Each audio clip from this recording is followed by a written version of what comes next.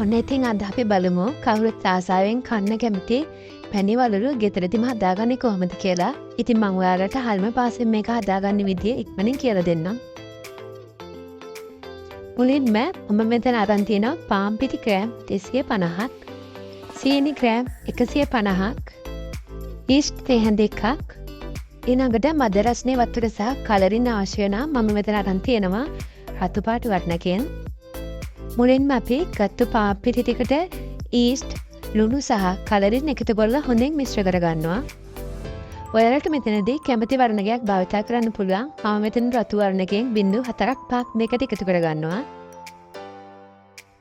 ඒ ඔක්කොම එකතු කරාට පස්සේ අපි මේකට මද රස්නේ වතුර ටිකෙන් ටික එකතු කරමින් උක්කු පැට එකක් වෙන විදිහට අපේ මිශ්‍රණය හදාගන්න ඕනි.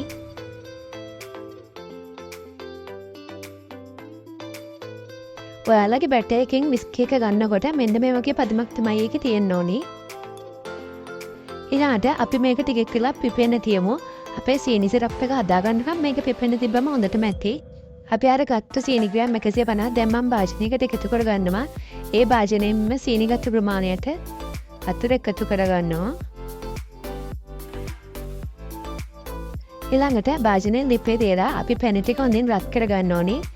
මෙතනදී අපි නෝලා දෙන පදම වෙනකම් පැණි ටික රත් කරගන්නේ නැහැ. ඔන්න ඊළඟට පැණි ටික හොඳින් උතුරනකොට මම ඒකට දෙහි බෑයගේ උෂ එකතු කරගන්නවා.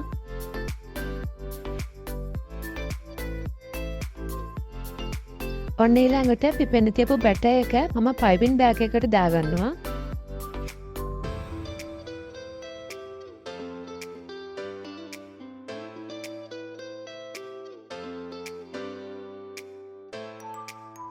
ඊළඟට තෙල් තාච්චි ලිපේ තියලා ගින්දර මද රස්නේ තියාගනිමින් අපි මේ ටික හොඳින් බැද ගන්න ඕනි. දෙපැත්තම හොඳින් බැදුනට පස්සේ අපි මේ ටික අපි හදාගත්තු සීනි සිරප් එකට එකතු කරගන්නවා. ඉතින් ඔය විදිහට ටිකටම අපේ ඉතුරු පැණි වල ටිකත් අපි හදාගන්න ඕනි.